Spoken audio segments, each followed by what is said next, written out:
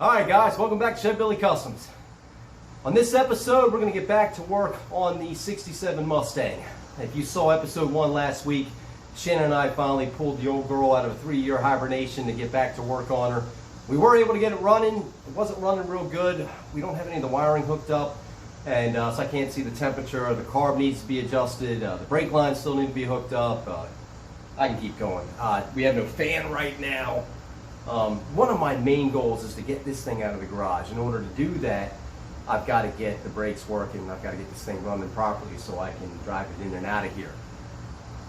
One of the big issues that I'm still dealing with is this repair right here, and I'll do some close-ups on that for you guys in a second. Now, if you've jumped in on this episode because you are here to watch the XS650 chopper builds, I apologize. Steve and I are still waiting for our parts, so we won't be jumping back on that engine build until next Sunday. So please come back. But no, watch this and then come back next Sunday. Yeah, that makes sense. Yeah, don't go anywhere. So I'm going to go over a list of things that we're going to be working on today. Shannon's getting her stuff together. She's going to help me bleed the brakes, and I'm going to reconnect the brake lines, and we'll go from there. All right, guys, so here's a list for today. In order to get this thing running properly, if you saw the last episode, we did get it running, but it wasn't running good. And I couldn't run it long because obviously the cooling system, I don't have a fan on there. Because the stock fan, I wanted to put it back on, but the radiator that I got from Carlisle is from a 66, and it's just a little too fat, so it doesn't allow me to put the stock fan back on. So I have an electric fan from another build I'm going to be putting on. So first thing I'm going to do is the electric fan.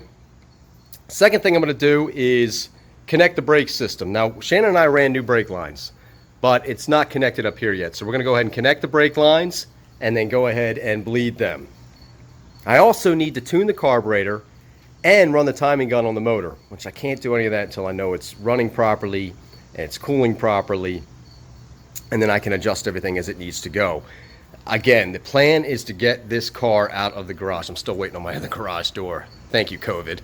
But one of the things that is really important for me is I want to get this repaired on. And if you notice, I got a jack underneath the car. The frame is good, but this part and this part is sinking in on both sides. And I've been doing a little bit of research online and coming to find out it's because of the weight of the engines, and what happens is it pushes them in like this. I've never even heard of this. And when we went to put the car back together, we couldn't line these things up. So everyone's like, oh, you just got to put a jack and lift it off the ground, and over time the weight will pull it back. Well, that's not working. So I need to get it outside and do the old redneck method. What I'm going to be doing is tying a chain around this in a tree and pulling it straight again. Look, guys, I'm sure there's other ways. I just don't know them. And if you have any, please, I'd love to hear from you guys if there's something else that I could be doing. Because I still have a little bit of rust repair here. I want to cut all this out and cut it out over there and redo that. And then I have a small part underneath this frame here that I want to get under there and fix as well. Then I can put the doors back on and start getting this body lined up. Shannon is still going to be working on the electronics and maybe working on some of that for us today so I can see the temperature readings. But if not, I can throw up a quick temperature gauge on there so I can see what's going on. So guys, that's the plan today. Get these parts fixed, make sure this car stops, and hear this thing running. Now, we can't do any one-wheel smoky burnouts just yet because there's still some parts to be doing. But hang tight because you will hear this motor run. This 6-cylinder with these headers sounds awesome. So if you have an i6 Mustang, check out these headers. I got them on eBay, and they're bad, man. It sounds so good. So if you're running an i6 Mustang and you want a cool sound, I highly recommend checking out those headers. They're not the short tube headers. They are long tube all the way, which is much better sound. Much better sound. So I said electric fan first. You know what? I'm going to go ahead and get these brakes together because Shannon's coming out to give me a hand. So let's get moving on that. One of the things I hate the most is these pre-made brake lines. I normally bend mine myself. Obviously it's easier buying the pre-built kits. It's not easier installation because what most people don't realize is for some reason the Mustang that every company in the world mocked these off of apparently wasn't the same Mustang that we built 40,000 of because they never line up. It's such a pain in the ass. No language here, kids. So I need to get these on before we can do do anything. And that's kind of why they've been sitting, because I've been lazy, because I didn't feel like dealing with it. When you're working on a car, you like doing the things that give you the most, like starting them. Oh, there's nothing better than starting a car. That's why there's so many videos. If you go to on the YouTube channel, which clearly you're on because you're watching this video, 90% of your car videos are first start in 30 years, first start in 20 years, because, dude, there's nothing more exciting than getting a car running. When we got this thing running last week, it was awesome. It was fun. It sounded like crap. It didn't run well, but it was the best feeling in the world. Working on brakes is not. Of course, stopping is a good feeling. So, I'm going to get these on and get to something more fun. So I will not be videotaping a whole lot of this because this is not as fun. To get a helper with smaller hands.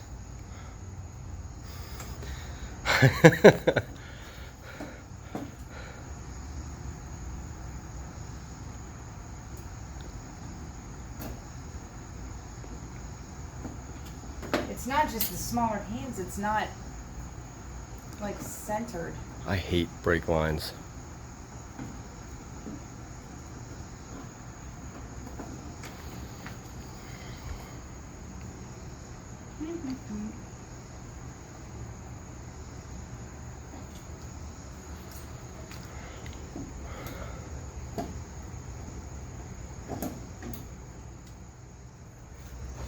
So you got it, right? Yes. Okay. So now I'm going to do the fan. And you got to put the brake fluid in. We can do the brakes. Oh, what do you got, like rust and stuff in there? It's grody in the Yeah. front side. Definitely clean that up then.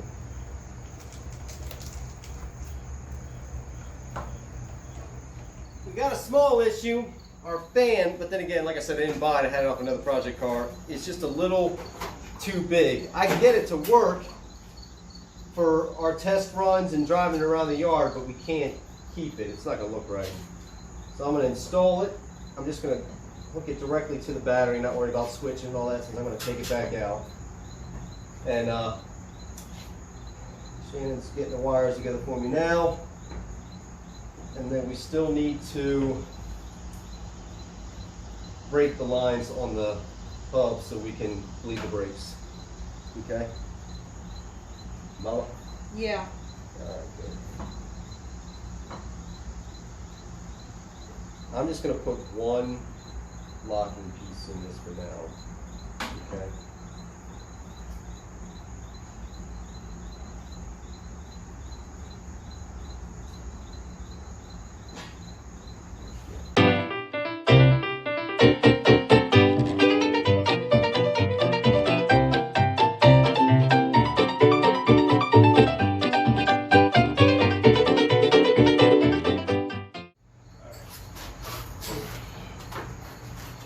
Damn spider on this side.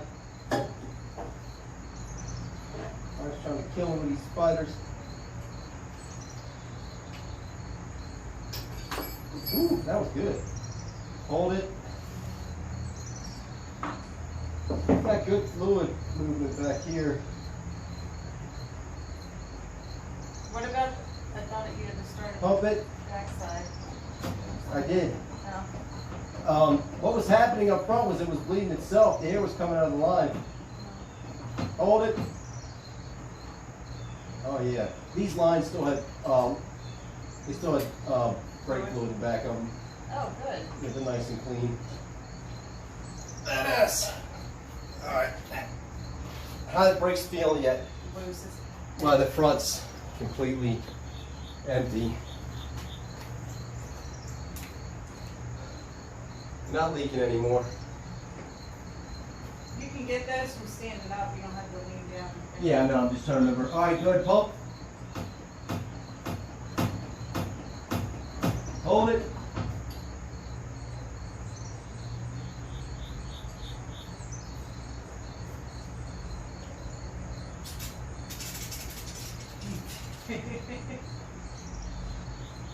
Pump it. So, brakes are done. Electric fan's hooked up. Everything's working really good. So now what we're going to be doing is just getting it running I'm going to be going ahead, and once we get to a warm temperature, we're going to make sure that we have the right timing before I start adjusting the carburetor. We can't do a fast idle time right now because we don't have a tach hooked up. So we're just going to get in between the 10 and 12 degrees. But first we're going to get this thing warmed up. Now, we were able to get it running last week without having to put gas in or anything like that and through the carburetor or starting fluid. So I want to see if we can't get it to run on its own. So let's start her up, get her warmed up, and go from there. Now, I got to plug the battery in. You have the timing gun out? I'm all ready. Go ahead. Oh, it's strong and vibrating. I know.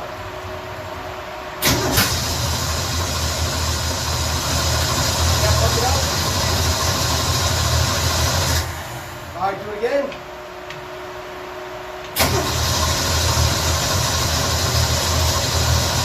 Quick gas to run through it. Do it again.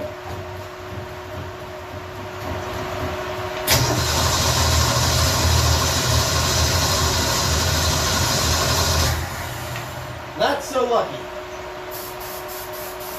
All right.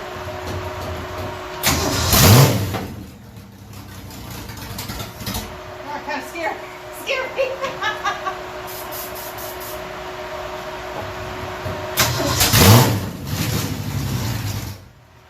Get her to run. Or is she not running? No, it's not running. Do you want to just peek in there and see what fuel's in there? I thought we got like a gallon or two in there. Is everything okay? We got fuel in the thing, so just.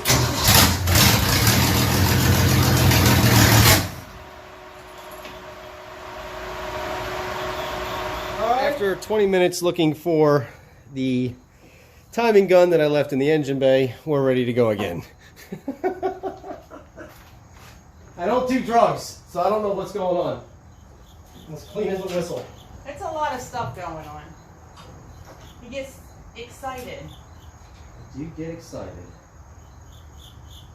Okay. Let me just get it ready and then we'll go ahead and start. Let me untangle this mess. Alright, so what we're looking for is between 10 and 12 degrees at idle. Like I said a few minutes ago, we can't do a fast idle because we don't have a tach set up. The carb is actually working pretty darn good, and that thing is all original. But I got the idle screw set pretty good, and I got the air fuel mixture valve screw set pretty good. By ear anyway, that's how most of us do it anyway. So let's get going.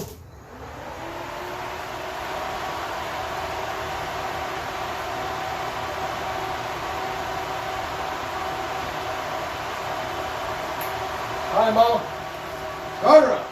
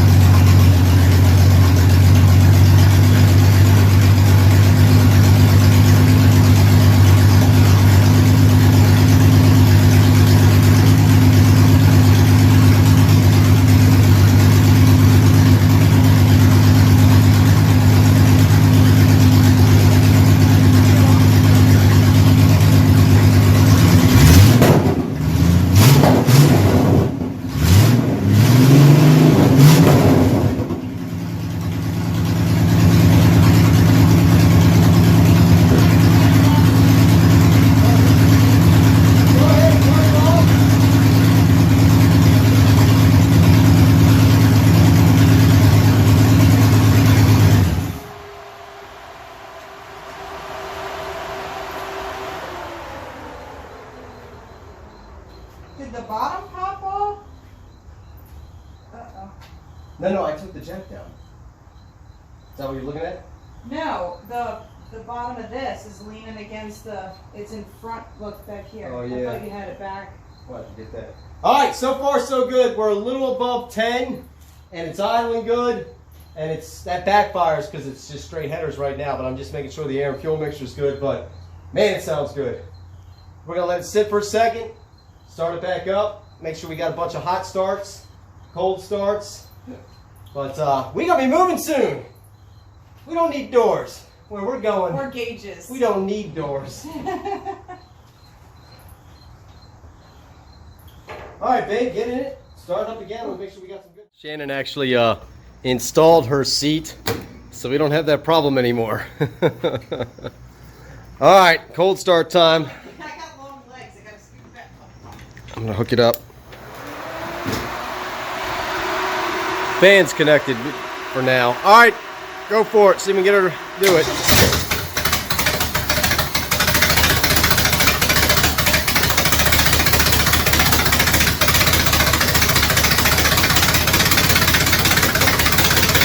Gas.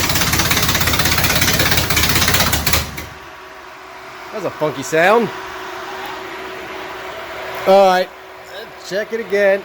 I think it's that choke keep coming on. Let me take a look at that. Well, right now I'm at a loss. I don't.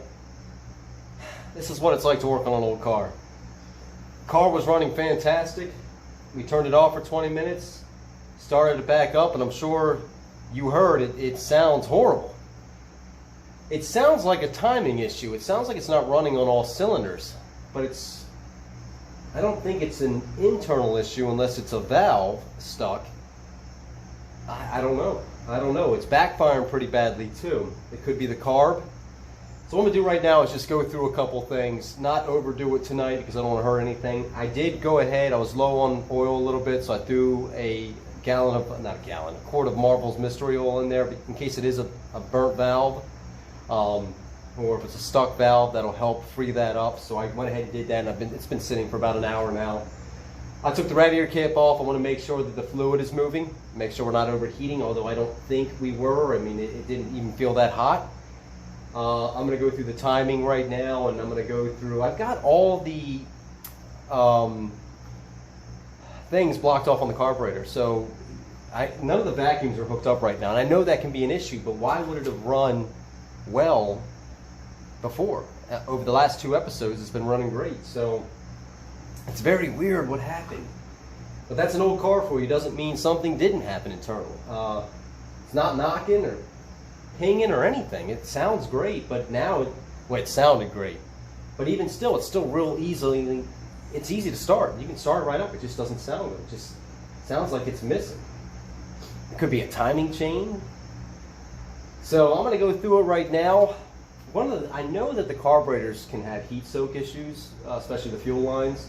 So one of the things that I am going to do is I'm going to go ahead and dump fuel in the carburetor and see if that opens it up. See if it doesn't sound better for a couple minutes anyway. Like I've been saying in the last 2 videos, this carb's all original, so it certainly could be the carb. Let's take a good look. But man, any of you guys watching with a 67 Mustang with a 200 i6, if you've been through this, I'd love to hear it. Let me see what I can find. We'll go from there. Alright, I'm going to put some fuel in it. I did an overview of everything. Obviously, I'm going to need a lot more time than that, but ooh, that's busted. I ain't doing it that way.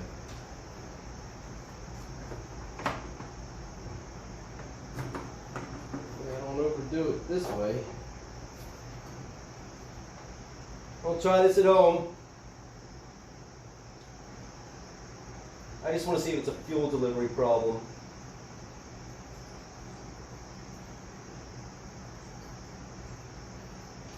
That's a lot of fuel. Alright guys, you tell me what it sounds like.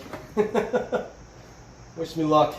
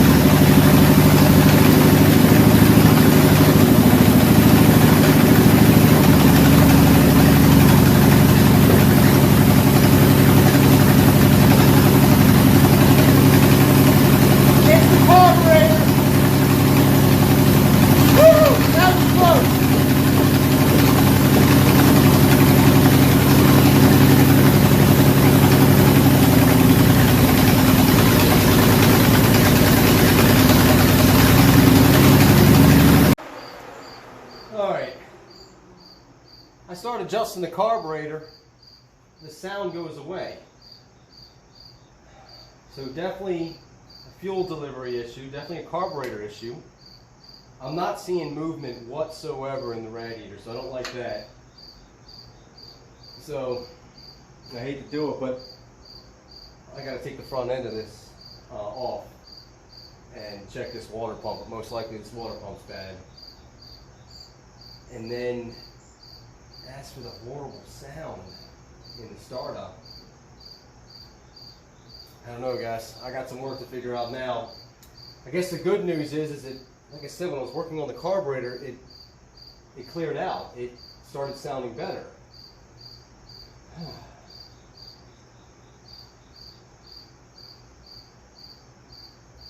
The knocking you heard when I first started, that's the popping coming out of the header. It's not inside. But I'll still take the valve cover off to be safe. So I think that's what I need to do next. I need to take the front end of this motor off, replace this water pump, check my timing gear, and go from there. I'll take the valve cover off too when we're running. We'll make sure everything's opening and closing, and we're going to have to do a compression test on each cylinder to be safe. So maybe I should do a compression test on each cylinder first. So we got some work ahead of us next week. But it's running. Still like crap, but it's running.